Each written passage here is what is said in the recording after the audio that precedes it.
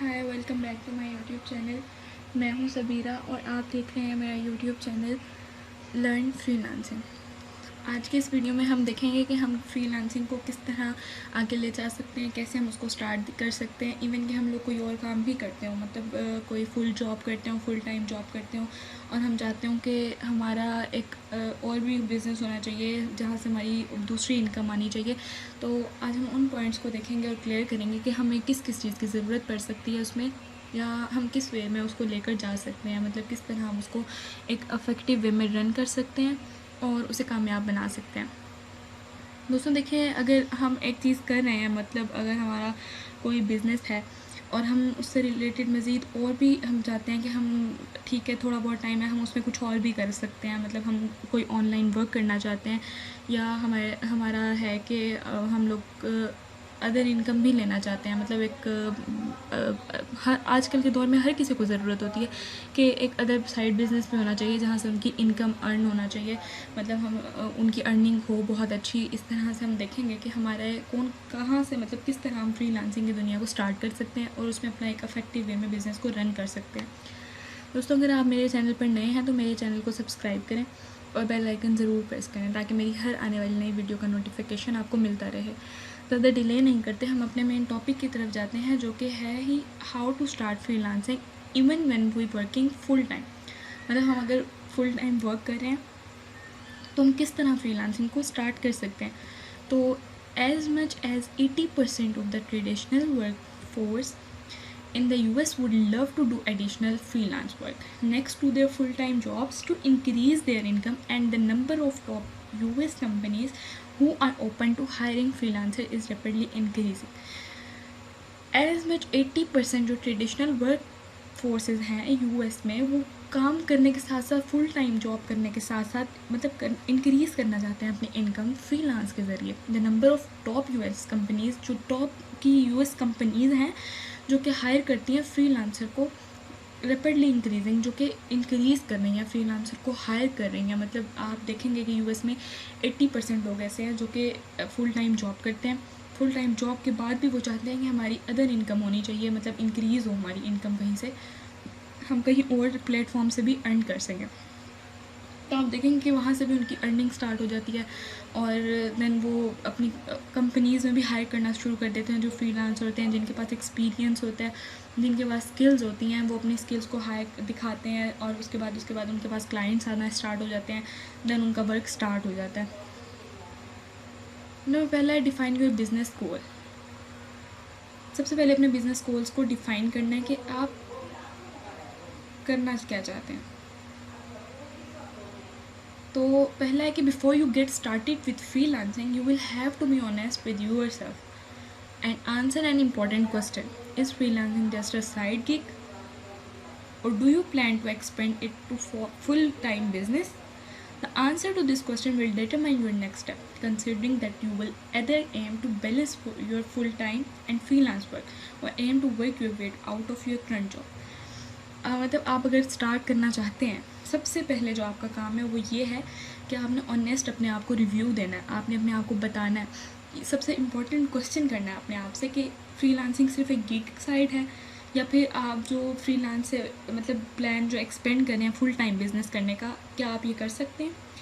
जो भी इसका आंसर होगा वो आपको अगले कदम पर ले जाएगा। मतलब आप सबसे पहले अपने आप से सवाल करें कि आपको किस तरह उस जॉब को लेकर चलना है, किस तरह आपको उसके साथ सिंसियर रहना है, किस तरह उसके साथ काम करना है, टाइम कैसे बैलेंस करना है, आपका जो एम है वो किस तरह आपने अपनी जॉब के साथ साथ मैनेज करना है, किस तरह आप एक मतलब जॉब को लेकर आगे जा सकते हैं और किस तरह उसको आगे किया जा सकता है।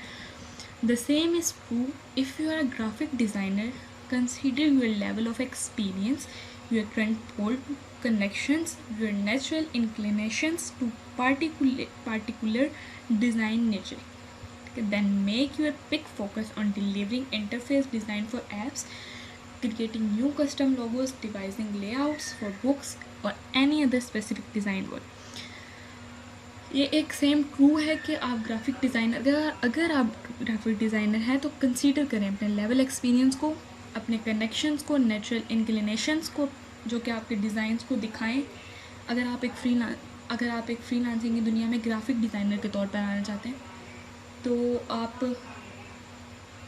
अपना जो फोकस है वो अपने जो भी डिज़ाइंस हैं उनको ऐप के ज़रिए दिखाएं, ठीक है।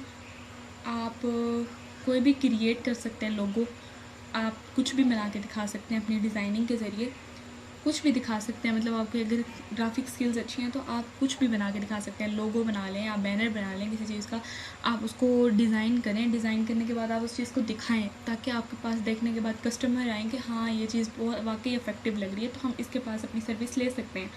मतलब अपनी जॉब को इन्हेंस करने के लिए अपने स्किल्स को इन्हेंस करें, ताकि आपका वो जो करियर है, जो आपकी जॉब है, वो एक इफ़ेक्टिव वे में रन करे एज अ बिज़नेस। नेक्स्ट है आइडेंटिफाई टारगेट क्लाइंट्स।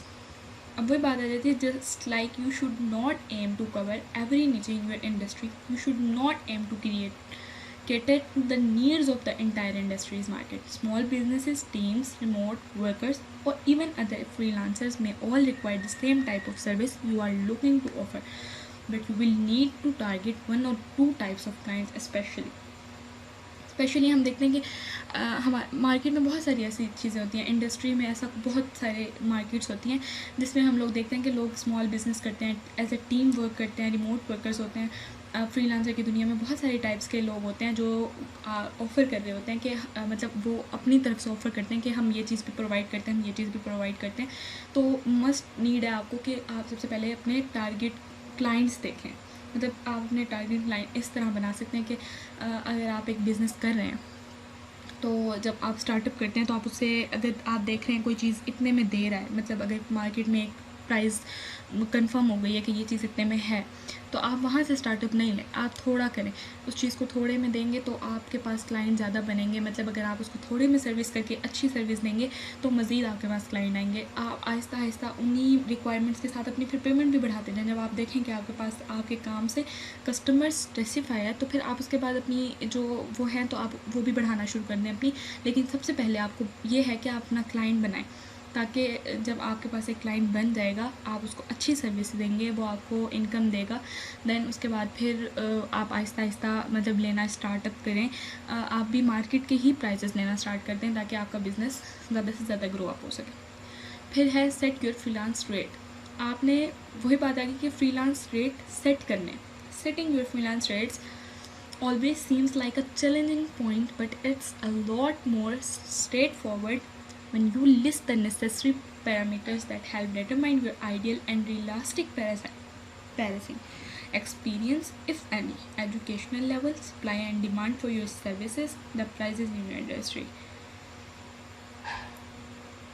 हम देखते हैं, सेट करते हैं। सबसे पहले हम जो रेट्स होते हैं ऑलवेज़ हमें सीम्स लाइक अ चैलेंजिंग पॉइंट होता है, हमारे लिए एक चैलेंजिंग पॉइंट होता है कि हम लोग अपने रेट्स डिसाइड करें। सबसे पहले अगर आप मार्केट में, जैसे कि बताया कि आप अगर कदम रखते हैं तो आप एक लो लेवल से स्टार्ट करें, ताकि अगर जब लोग देखेंगे कि ये सेम प्राइस है देन वो आपके पास आएंगे, क्योंकि आपके सबसे लो प्राइस होंगे तो ज़ाहिर है हर बंदा चाहता है कि वो लो प्राइस में ही अपना काम करवा लें। जब आपके पास कस्टमर बन जाएंगे लो प्राइस में, मतलब आना स्टार्ट हो जाएंगे, स्टार्टअप हो जाएगा, तो आप पहले एक कस्टमर, फिर 2, फिर 3, फिर आहिस्ता आहिस्ता आप देखें आप अपना एक्सपीरियंस शेयर करेंगे, देन आपके पास लोग आना स्टार्ट हो जाएंगे। आपके एजुकेशनल लेवल भी देखेंगे, सप्लाई आपकी जाने की मतलब सप्लाई देखेंगे, फिर आप डिमांड्स आपके पास जितनी ज़्यादा होंगी सर्विसेज, वो उतनी ही ज़्यादा फिर अफेक्ट करेंगे आपके बिज़नेस को। कि जब आप एक चीज़ अच्छे में दे रहे हैं और रिव्यूज़ भी अच्छे हैं, आपकी सप्लाई भी बहुत ज़्यादा है, आपकी डिमांड्स भी बहुत ज़्यादा हैं, तो फिर वो एक बिज़नेस चलना स्टार्ट हो जाता है, ग्रो अप करना स्टार्ट हो जाता है। Find your first client. Then फिर हमारे पास आ जाता है कि हमने फाइंड कैसे करना है फर्स्ट क्लाइंट को। योर फर्स्ट क्लाइंट में contact your because of your personal websites portfolio, but you should also actively pressure you first gig, bearing in mind what employer look for.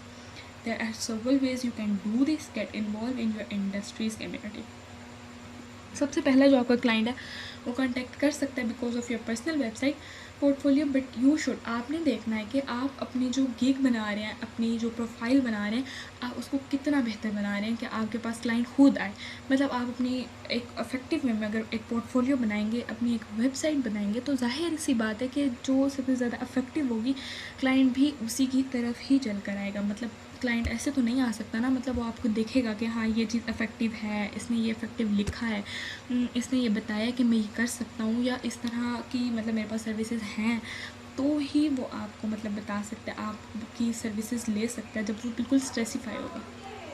उसके बाद है कि हम इसमें जो भी हम लोगों ने पॉइंट्स डिस्कस किए हैं, तो अगर आपको इनमें से कुछ भी पूछना है तो आप कमेंट सेक्शन में कमेंट कर सकते हैं, और मैं आपको जल्द से जल्द उसका जवाब दूंगी। कोई भी पॉइंट अगर आपको क्लियर नहीं हो रहा तो आप मुझसे ज़रूर कमेंट करें, मैं ज़रूर जवाब दूंगी उसका। मिलते हैं नेक्स्ट वीडियो में। Thanks for watching. दुआ में याद रखें। अल्लाह हाफ़िज़।